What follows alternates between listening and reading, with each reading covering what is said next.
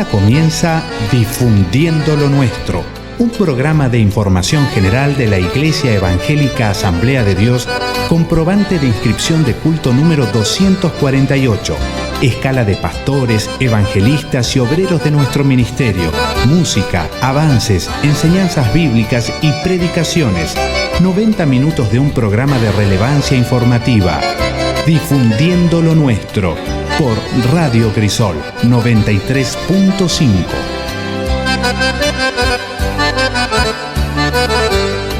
Quiero hablar hoy del orden de Melquisedec. Usted dirá, ¿quién es Melquisedec?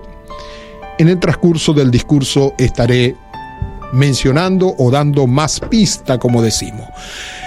Abrimos nuestra Biblia en Hebreos capítulo 7. Y dice así, capítulo 7 de Hebreos. Voy a escuchar, a ver un poquito de retorno, si puedo. Muy bien. Porque este Melquisedec, rey de Salem, sacerdote de Dios Altísimo, que salió a recibir a Abraham, que volvía de la derrota o de derrotar, para ser más explícito, a los reyes, este Melquisedec le bendijo.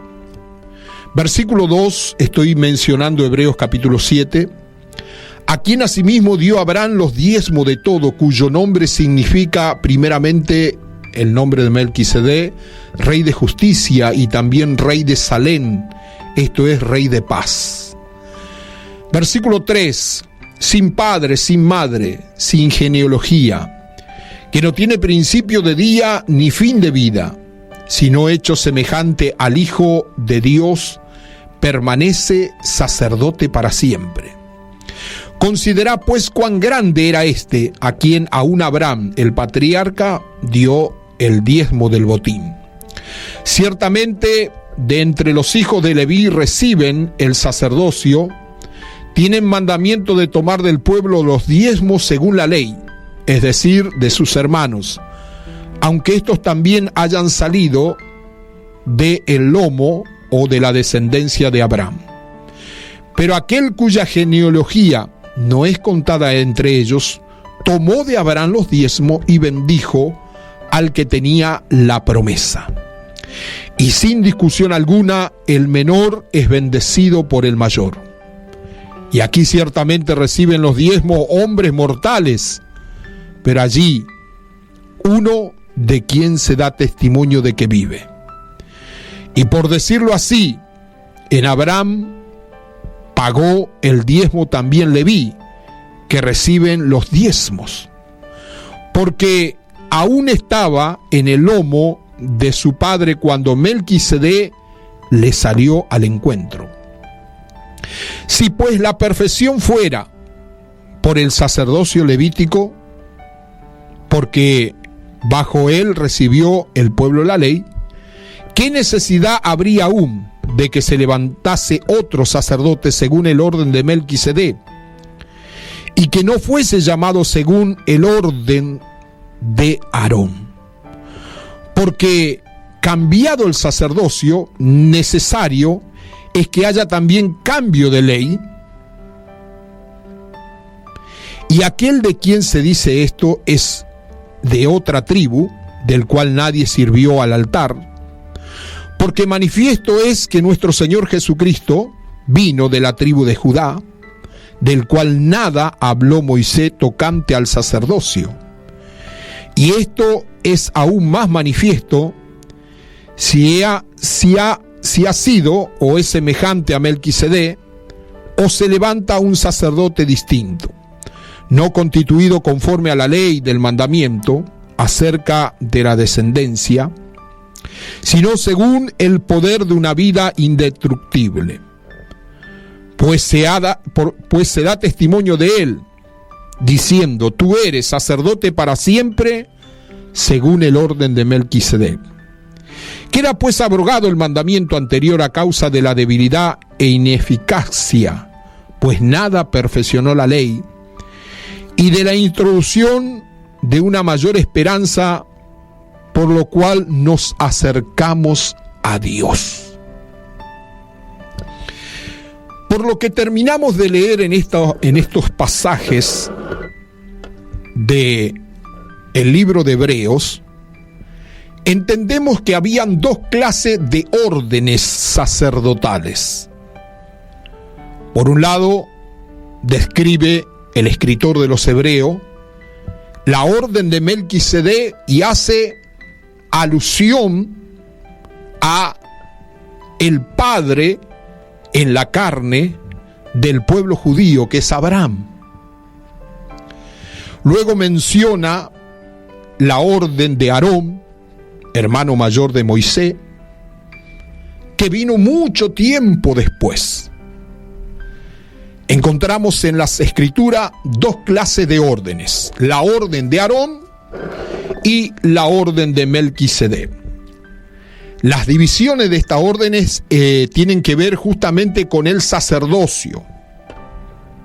Y la Biblia le da esta claridad para que podamos entender. El orden de Aarón es la división que sigue a las reglas del sacrificio del Antiguo Testamento, que fueron de alguna manera dadas o codificadas a través de el hermano de Aarón, que se llamó Moisés. Aarón era un levita, por esta razón el orden de Aarón fue llamado también el sacerdocio levítico, o según la orden de esta tribu, la tribu de Leví.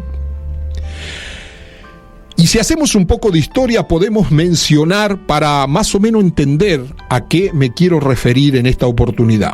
Abraham fue el padre de Isaac, Isaac fue el padre de Jacob, y Jacob fue el padre de los 12 hijos que incluyen a la tribu de Leví, que fue el tercer hijo de Jacob y de su esposa Lea. La familia de Jacob se mudó a Egipto después de que José se convirtiera en gobernador de ese país, y salieron de Egipto después de 430 años. Esto menciona las Escrituras. Millones de descendientes de Jacob se dirigieron a Canaán, siguiendo a su único líder del momento, llamado Moisés. Los israelitas llegaron al desierto después de cruzar el Mar Rojo y recibieron los 10 mandamientos en el monte Sinaí y construyeron el lugar santísimo para guardar los 10 mandamientos.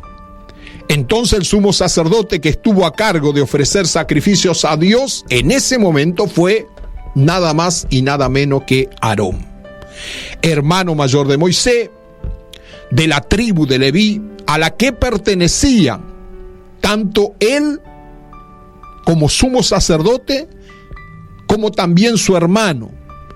Y ambos trabajaron en las cosas espirituales que tenían que ver con ser los intermediarios entre su pueblo y Dios en este caso. O sea, para que lo podamos entender mejor en el lenguaje cristiano actual, serían como la parte del ministerio, o los ministros, o los que intercedían ante el pueblo delante de Dios, como un puente, como abogando ciertas causas. Entonces, por esa razón fue constituido el ministerio o la orden sacerdotal de Aarón por medio de Moisés y con las directivas de Dios. Cuando los sacerdotes levitas ofrecían sacrificios a Dios, era para el perdón de los pecados. Y ellos podían ofrecer animales como corderos, machos cabríos, entre otros. El orden de Aarón se aplicaba en el santuario terrenal. Y desde el tiempo de Aarón, los descendientes de Leví, o sea, la tribu de Leví, ofrecieron sacrificios según el orden de Aarón por más de 1500 años en un santuario terrenal, hasta la venida de Jesús, quien estableció el nuevo pacto. 1500 años desde que se organizó esa orden, la orden de Aarón, la orden sacerdotal de Aarón, sus hijos y los hijos de sus hijos a través de los tiempos, durante 1500 años fueron los encargados de interceder por el pueblo, hablar con Dios, ofrecer a Dios cosas que el pueblo traía como ofrendas, entre otras cosas. Eran los encargados de revivir la ley de Dios, los 10 mandamientos. Eran los encargados de hacer respetar los días sagrados, tanto de descanso como festividades importantes, que vaya si la tenían, había 7 fiestas en el año para el pueblo de Israel, pero había 3 que eran de obligación estar. No era que si sentía alguno podía ir o no, 3 fiestas eran importantísimas que se celebren todos los israelitas, y aquellos que se sumaban al pueblo de Israel, que se circuncidaban, que hacían todo los reglamentos para pertenecer como un prosélito. Entonces ellos también tenían que cumplir, o pactaban o juramentaban hacer como ese pueblo que ahora ellos pasan a integrar.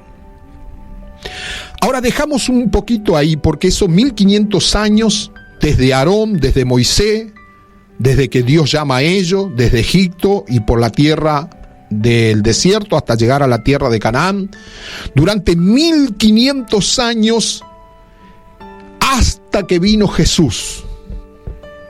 Y entonces allí, de alguna manera, el santuario terrenal terminó, por decirlo así, con la venida del Mesías, que estableció un nuevo pacto.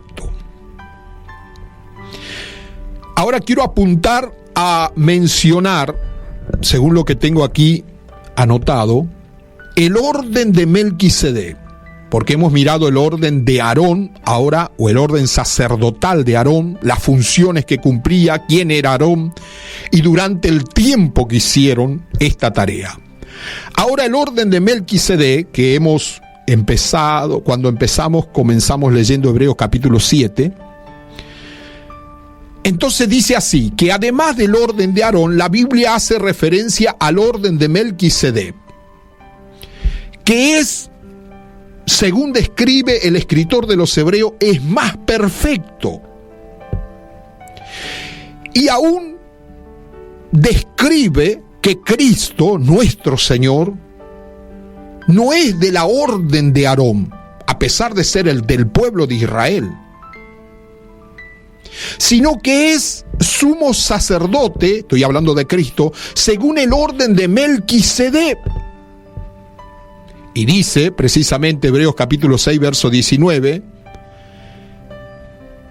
que penetra hasta dentro del velo donde Jesús entró por nosotros como precursor, según hecho sumo sacerdote para siempre, según el orden de Melquisedec. Ahora vamos a hacer un análisis y una historia de quién fue Melquisedec o en qué tiempo vivió. Melquisedec vivió en el tiempo de Abraham, 2000 años antes que Jesús viniera a la tierra en carne. Él, Melquisedec, de alguna manera representa a Cristo. Melquisedec es mencionado solo 2 veces en el Antiguo Testamento y es descrito con el título de Rey de Salem en los tiempos de Abraham, y hasta allí se describe y no se da más detalle de él. No hay explicación acerca de cómo pudo ser sacerdote o dónde estaba ubicada Salem, la ciudad de paz, donde vivía Melquisedec. Que si mal no recuerdo, hemos leído en el versículo, el versículo 4 o 3, 3, mejor dicho, sin padre, sin madre, sin genealogía, que no tiene principio de día ni fin de vida, sino que hecho semejante al Hijo de Dios, y permanece sacerdote para siempre. O sea que esta es una figura de alguien que apuntaba a una orden sacerdotal mucho más especial de la que hemos mencionado, la orden de Aarón. Melquisedec es un misterio, un personaje misterioso, por decirlo así. Cuando Abraham, con 318 criados de su casa, nacidos en su casa, según Génesis 14, tuvo que ir a libertar a su sobrino Lot, porque hubo una batalla entre 5 confederaciones de reyes o jeques allá en el Medio Oriente contra 4, y aquello se tornó como tribus contra tribus, y la parte donde estaba el sobrino de Abraham, que era Lot, fue llevada cautiva porque perdieron la batalla. Entonces Lot decide hacer algo por Lot, Abraham decide hacer algo por Lot y consulta con el Señor, y el Señor le dice que va a estar con él. Y él prepara a su gente, 318, y va a enfrentar a los que le habían ganado, los confederados más grandes que le habían ganado a los menores, en cuyo pueblo estaba cautivo Lot, su sobrino. Va y los enfrenta, y con la ayuda de Dios lograron una victoria espectacular. Reyes preparados, confederados, soldados adiestrados, armas. No pudieron con Abraham. ¿Pero por qué no pudieron contra Abraham y 318 criados de la casa? Porque ciertamente la Biblia menciona que Dios le dijo a Abraham: yo seré tu escudo. Bendeciré a los que te bendigan, maldeciré a los que maldicen a ti. Tu descendencia heredará toda la tierra en la cual estás. Entonces Abraham va confiado que Dios va con él y logra vencer a los unidos confederados reyes que estoy mencionando y que se encuentra, si usted lo quiere buscar, en Génesis capítulo 14. Una de las primeras batallas que menciona la Biblia o las Escrituras. Abraham, que nadie le daba nada, simplemente era un patriarca y que tenía sus criados, su gente, ni hijo todavía tenía, o descendiente, pero había algunos mayordomos, gente que se criaron con él, que se formaron, que nacieron en la casa de él o en las tiendas de él, pero van confiados en Dios y logran la batalla, que salga favorable la victoria a favor de Abraham. Quiero mencionar así rápidamente esto porque esto es muy interesante. Cuando ellos regresan de derrotar a los reyes, esto que estoy mencionando, les sale al encuentro nada más y nada menos que Melquisedec, rey de Salem. Su nombre significa rey de justicia. Y él volvía de derrotar a los reyes. Entre ellos se menciona uno que voy a deletrear así, dice Kedorlaomer, y los reyes que estaban con él estaban y habían salido también el rey de Sodoma a recibirlo en el valle de Sabe, que es el valle del rey. Entonces Melquisedec, rey de Salem y sacerdote del Dios Altísimo, sacó pan y vino y lo bendijo a Abraham diciendo: bendito Abraham, del Dios Altísimo, creador del cielo y de la tierra, y bendito sea el Dios Altísimo que entregó tus enemigos en tus manos. O sea, este sacerdote Melquisedec, nada más y nada menos que sacó pan y vino. ¿Esto no le habla a usted de algo importante? ¿Por qué nosotros celebramos la Santa Cena del Señor, o la Cena del Señor, como decimos? ¡Qué casualidad! Podíamos decir que Melquisedec desde esa época ya instituyó de alguna manera la Cena del Señor, el sacrificio vicario de Cristo. Ya sacó pan y sacó vino para encontrarse con Abraham. Y no solamente sacó esto para compartir con Abraham, sino que lo bendijo a Abraham. Nada más y nada menos que Melquisedec, figura de Cristo, o de lo que se denomina en la teología una teofanía de Dios. La palabra teofanía significa apariciones de Cristo antes de tomar cuerpo humano. Teofanía, significa apariciones de Cristo nuestro Señor antes de tomar cuerpo humano.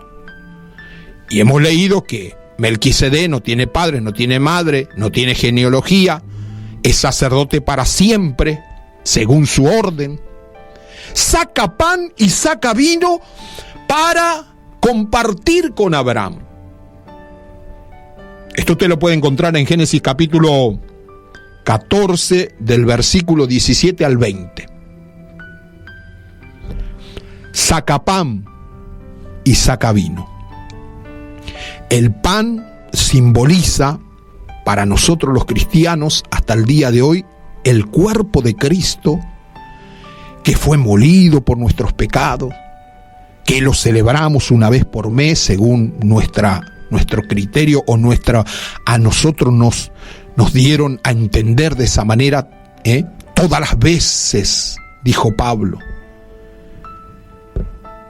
que recuerden, el pan es nada más y nada menos que el cuerpo de Cristo. Melquisedec saca pan, saca vino, y si fuera poco, bendijo. ¿A quién? A Abraham, que viene de derrotar a unos reyes, que viene de libertar a unas personas que estaban en situación de aflicción, entre ellos su sobrino, su familia. Saca pan, saca vino, comparte con él, lo bendice, y quedó esto registrado diciendo que Melquisedec dice: bendito sea Abraham del Dios Altísimo. Y menciona al Dios Altísimo como creador de los cielos y de la tierra. Y también bendice Melquisedec a ese Dios Altísimo diciendo: bendito sea el Dios Altísimo que entregó tus enemigos en tus manos. Y ahí termina un punto, y hay una frase a continuación que dice: y dio a Abraham los diezmos de todo. O sea que el diezmo no es levítico, no es de la ley. Porque quien no quiere entrar en esta palabra de dar la 10ª parte de lo que recibe como bendición material de Dios para su vida o para su familia, cuestionan de que el diezmo era de la ley de Moisés, que Moisés dio la ley y que estableció esto como para que nosotros no tenemos nada que ver con esto. Pero sin embargo acá encontramos que nada que ver. El diezmo dio Abraham en la dispensación de la promesa para Melquisedec, que era una figura de Cristo, que representaba a Cristo, y que Cristo saca pan y vino, comparte con él, lo bendice, y también menciona que los enemigos fueron rendidos porque el Dios Altísimo, creador del cielo y la tierra, le dio victoria a Abraham. Abraham sacó una 10ª parte de todo el botín que había ganado y que se había hecho acreedor, y le dio a Melquisedec la 10ª parte. Por eso menciona acá el último versículo: y dio a Abraham los diezmos de todo. Así que si vamos a hacer un ejemplo, no quiero hablar de diezmo, menciono lo que dice la Biblia y según estos órdenes que estoy explicando. Si Abraham logró 100 ovejas, o rescatar 100 ovejas, 10 ovejas le dio para Melquisedec. Si logró bueyes, vamos a hacer un promedio de 100 también, 10 para Melquisedec. De todo sacó la 10ª parte, el diezmo. Y fue un hombre bendecido, rico. Dice que uno de los reyes que había logrado también la liberación por medio de Abraham, le dijo a Abraham: dame los criados, la gente, y toma todo, la riqueza, todo para ti. Y este era el rey de Sodoma. Y Abraham dice así: no, nada tomaré de lo que le pertenece a ustedes. Nada. Ni de un cordón de calzado. Nada. Solamente dale a los criados que vinieron conmigo algo para ellos. Porque Abraham era considerado. Abraham no era egoísta o mezquino o solo todo para él. No. Abraham dijo: a mí no me des nada, no me des nada. No quiero vestido, no quiero joya, no quiero nada. Dale, si ustedes le quieren dar algo, denle para los que fueron conmigo. Porque en el futuro yo no quiero que ustedes digan: Abraham es rico porque nosotros le dimos nuestras riquezas. Mire qué concepto tenía Abraham de las riquezas. Pudiéndose aprovechar del momento, pudiendo decir: esta es mi oportunidad de quedarme con mucho más riqueza de las que tengo. Sin embargo, miró a los cielos y dijo: he levantado mi mano delante de Dios, que nada tomaré de lo que le pertenece a ustedes. Que el Señor mi Dios, que ha ido conmigo y con estos 318 me dio la victoria, y no quiero que en el futuro nadie de ustedes diga, ni su descendencia: Abraham es rico o su pueblo es rico porque nosotros le hemos dado. Abraham confiaba en Dios y le dio el diezmo de sus pertenencias a Melquisedec. Sigo con mi lectura. En el tiempo de Abraham, el pueblo ofrecía sacrificios a Dios con animales, siguiendo la tradición de Abel. Sin embargo, Melquisedec ofrece pan y vino. El apóstol Pablo escribió mucho acerca de la grandeza de Melquisedec. Él describió a Melquisedec como rey de justicia, rey de paz, nada más y nada menos que apunta a Cristo, príncipe de paz, rey de la justicia, y sacerdote que permanece para siempre. También escribió en detalle el apóstol Pablo que la tribu de Leví, que recibía los diezmos, y que esos eran sacerdotes del santuario terrenal, nombrado sin ningún juramento. Pero el de Cristo era según el orden de Melquisedec, y llegó a ser sacerdote con juramento de Dios. Por eso Cristo es mencionado en el libro de Hebreo como o según el orden de Melquisedec. A continuación, Aproximadamente 1100 años antes de la venida de Jesús a la tierra en carne, David, rey de Israel, siendo conmovido por el Espíritu Santo, profetizó que el Señor, o sea Cristo, se convertiría en sumo sacerdote según el orden de Melquisedec. El Salmo 110, versículo 1 al 4, menciona: Jehová dijo a mi Señor, siéntate a mi diestra hasta que ponga a tus enemigos en estrado de tus pies. Jehová enviará desde Sión la vara de tu poder. Juró Jehová y no se arrepentirá. Tú eres sacerdote para siempre, según el orden de Melquisedec.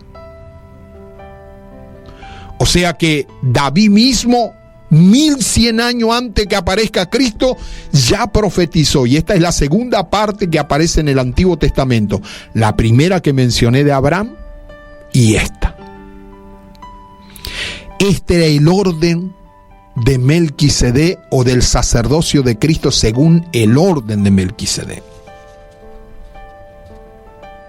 David profetizó que Cristo sería un sumo sacerdote según el orden de Melquisedec, y Jehová Dios profetizó que él cumpliría la profecía sin fallar. Como Melquisedec bendijo a Abraham con pan y vino, Jesús bendijo a la humanidad a través del pan y el vino de la Pascua, el cual se celebra o se ha celebrado simbólicamente en el pueblo de Israel, sin ellos quizás comprenderlo, y que hoy, en un nuevo pacto, también a nosotros nos hacemos acreedores de nuestra Pascua que por nosotros fue sacrificada, Cristo Jesús.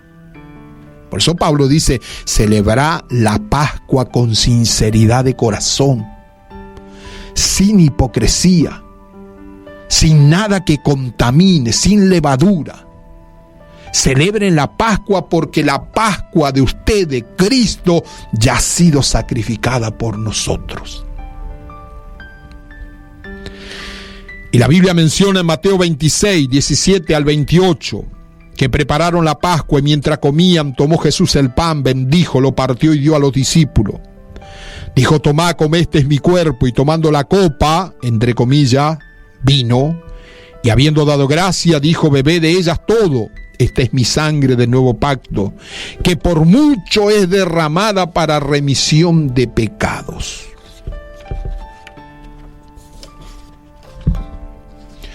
¿Por qué Dios designó otros sacerdotes según el orden de Melquisedec en lugar del orden de Aarón, que había seguido o había tenido una trascendencia de 1500 años? Podía haberse dado esa misma orden desde parte de Aarón para adelante. ¿Por qué la Biblia menciona tanto a Abraham, le da los diezmos, como David profetiza muchos años después que el Señor Jehová había establecido ya al Cristo, al Mesías, según el orden de Melquisedec? ¿Por qué esta figura de aparecer pan y vino? ¿Por qué esta figura de que Abraham le da los diezmos de todo lo que recibe, la 10ª parte? Porque este es un orden especial, el orden de Melquisedec, el orden de Cristo. Esto no está por estar en la Biblia. Esto tiene algo muy profundo y que nosotros tendríamos que entender. Que los hombres de la orden de Aarón eran constituidos de entre medio de sus hermanos, que eran débiles, que eran faltantes, que erraban, y que muchos de ellos tenían que entrar primero a hacer ofrenda por sí mismo, porque había un día en el año judío que era el día de la expiación o día del perdón nacional, donde el sumo sacerdote entraba al lugar santísimo una vez. Según las tradiciones, dice que entraba atado de la cintura, y si en caso de estar mal, morir adentro, no podía nadie ni entrar adentro para sacar el cadáver. Tenía que ofrecer por sí mismo, pedir perdón por sí mismo, humillarse. Y una vez que era aceptado el perdón, la justificación, la misericordia de Dios sobre el sumo sacerdote, después sí podía ofrecer por el resto del pueblo. Por eso eran constituidos de entre medio de los hombres para compadecerse de la ignorancia y de la debilidad de los hombres. No era cualquier cosa. Tenían que ofrecer por sí mismos, pedir perdón por sí mismos, estar en ayuno primero. Y ahí, con mucha reverencia y de acuerdo a los reglamentos y al orden que estaba establecido. Y si en caso moría, como dije, nadie podía entrar a sacar el cadáver, tenían que arrastrarlos con una soga hasta afuera, porque ahí estaba la presencia de Dios, en el lugar santísimo. El tabernáculo tenía 2 compartimientos, lugar santo y lugar santísimo. En el lugar santísimo se entraba una vez al año, en el lugar santo se podía entrar todos los días. Había que cambiar los panes, había que renovar el altar del incienso, había que mantener las luces del candelero prendidas. Y afuera, antes de entrar en esto que es el tabernáculo y que menciono como que está repartido en dos lugares, está el altar del sacrificio. Y un poco más afuera el patio o el atrio exterior, donde también se dividía la cortina o esta carpa, como mencionamos, con una diferencia de más de 2 metros las cortinas para que nadie mirase desde afuera en forma normal. Ahora, todo esto alude o nos dice que el sacrificio de Melquisedec, el orden de Melquisedec hecho por Cristo, fue y seguirá siendo perfecto para siempre. Nosotros estamos bajo el orden de Melquisedec, bajo el orden de Cristo, sacerdote para siempre, el que nos dice hasta el día de hoy: acercaos confiadamente al trono de la gracia. Porque este sacerdote, según esta orden, no entró con la sangre de los animales inocentes, de los toros, de los machos cabríos, sino que entró con su propia sangre. Derramó en la cruz del Calvario su propia sangre. Fue castigado en el patio del pretorio romano. Y fue esparciendo su sangre durante la trayectoria, la Vía Crucis hasta el Gólgota. Y allí, suspendido desde las 9 de la mañana hasta las 3 de la tarde, 6 horas, se derramó la sangre más preciosa, porque este sacerdote no podía entrar con la sangre de otro, sino tenía que entrar con su propia sangre. Sacrificio perfecto si lo hay. A Él sea la gloria, a Él sea la honra. Por eso no es en vano servir al Señor. A esa sangre le tienen miedo los demonios. El infierno tiembla cuando recuerda el sacrificio de Cristo en la cruz del Calvario. Las almas, el destino de las almas depende de aceptar o rechazar esa sangre. Por eso dice que no va a quedar inocente aquel que pisoteare la sangre del Hijo. Hay mucho que hablar sobre esto y poco tiempo para explicar. Pero necesitamos entender en conclusión que esto es serio, que Cristo viene por el orden de Melquisedec, que Melquisedec es rey de Salem, rey de justicia, y que se menciona 2 veces en el Antiguo Testamento, y que superó el tiempo, porque el orden de Aarón 1500 años y se cortó, y cuando vino Cristo siguió hasta el día de hoy, no solamente para la nación de Israel, sino para el mundo entero. Por eso Romanos 1:16 dice, Pablo dijo: no me avergüenzo del evangelio, porque es poder de Dios para salvación a todo aquel que cree, al judío primeramente y también al griego o al gentil. esta orden sacerdotal ha trascendido el tiempo y tiene vigencia hasta el día de hoy. Los miles y miles de litros que se derramó de sangre inocente de animales en el pasado no se comparan con una gota de la sangre más preciosa y más inocente, la de Cristo Jesús. Así que es para analizar. Dice así como Abraham dio el diezmo de Melquisedec, que lo bendijo con pan y vino, los santos en Cristo ofrecen un diezmo a Cristo, que nos da vida eterna a través del pan y vino de la Pascua o de la cena del Señor, como sumo sacerdote según el orden de Melquisedec. En conclusión, o resumido, para finalizar, el orden de Aarón era una división de sacerdocio que ofrecía sacrificio con sangre de animales, como he mencionado, como cordero, machos cabrío. Y el orden de Melquisedec era una división de sacerdocio que ofrecía pan y vino. Los santos de la iglesia primitiva podían recibir el perfecto perdón de los pecados creyendo en Cristo, el sumo sacerdote según el orden de Melquisedec, guardando las fiestas del nuevo pacto. Pero después de la ascensión de Cristo a la diestra del Padre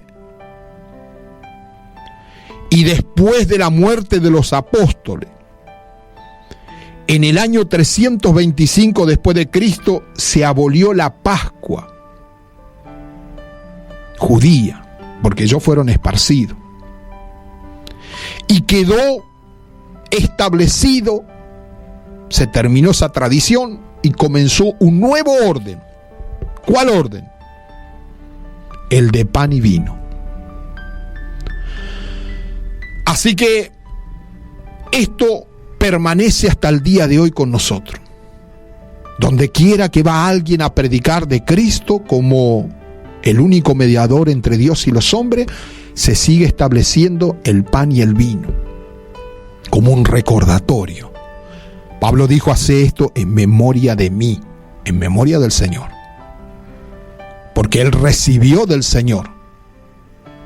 Allí leemos siempre 1 Corintios capítulo 11 versículo 23, y Pablo dice: yo recibí del Señor lo que también os he enseñado, que el Señor Jesús, la noche que fue entregado, tomó pan y habiendo dado gracia lo partió y dijo: tomad, comed, este es mi cuerpo que por vosotros he partido. Pan y vino. Así que nosotros tenemos un orden. Nuestro ministerio no es un ministerio cualquiera.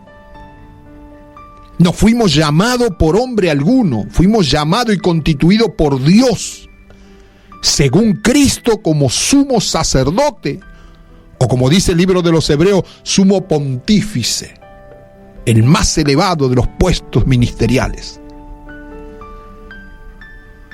que entró no con la sangre de otro, sino con su propia sangre, que rompió el velo y que entró hasta el lugar santísimo para ofrecerse a sí mismo, y que fue aceptado este sacrificio. Siempre le digo a mis alumnos de la escuela bíblica: ¿por qué usted cree que Dios aceptó el sacrificio de Cristo? ¿O dónde está como resultado que Dios quedó conforme y aceptó el sacrificio de Cristo? Y bueno, uno responde de una manera, otro de otra. Pero según mi punto de vista o mi criterio, Dios acepta el sacrificio de Cristo por la humanidad, por nosotros, resucitándolo de entre medio de los muertos. Porque Él es el único que ha resucitado para no morir jamás. Oh, a Él sea la gloria. Muchos han resucitado, muchos han vuelto de la muerte, pero volvieron a morir. La muerte se enseñoreó sobre ellos. Y por más que quisieron zafar algunos, pero volvieron a morir. Pero Cristo no muere más. Venció la muerte. Absorbió con la vida eterna la muerte física que apenas le tocó. Y que estuvo 72 horas en las profundidades de la tierra, haciendo algunas cosas misteriosas que la Biblia da pequeños luces para nuestro entendimiento, pero que sabemos que hoy está sentado a la diestra del Padre, no solamente porque se apareció a los 11, no solamente porque se apareció, como dice Pablo en 1 Corintios capítulo 15, a más de 500 hermanos, de los cuales muchos duermen y otros viven, dice Pablo. Y como último se me apareció a mí en el camino de Damasco. ¿Usted piensa que si la resurrección de Cristo fuera una fábula, un cuento o un desprestigio como Satanás quiere hacer o inventar o hacer creer a los que no conocen la voluntad de Dios revelada en la Biblia, la palabra de Dios, ya hubiese sacado algún indicio para decir que Cristo no resucitó nunca? Mas hay una tumba vacía en el mundo, la tumba del Señor Jesús, y que está escrito un cartel, dicen los que fueron, algunos que tuvieron el privilegio de ir, entre ellos algunos pastores amigos. Y si el Señor permite en algún momento que Él no venga, iré también.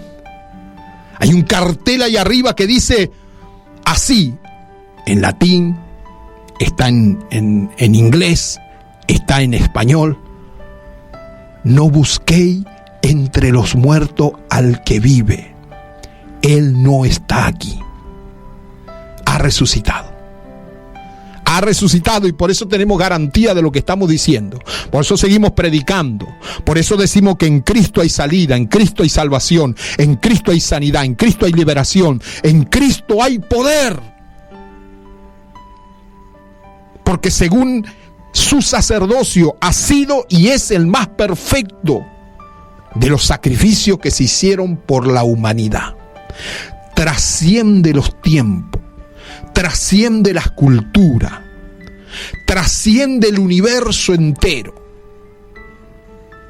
Y hoy está a la diestra del Padre para interceder por aquellos que deciden aceptar el único regalo, el regalo de la vida eterna, el perdón de sus pecados.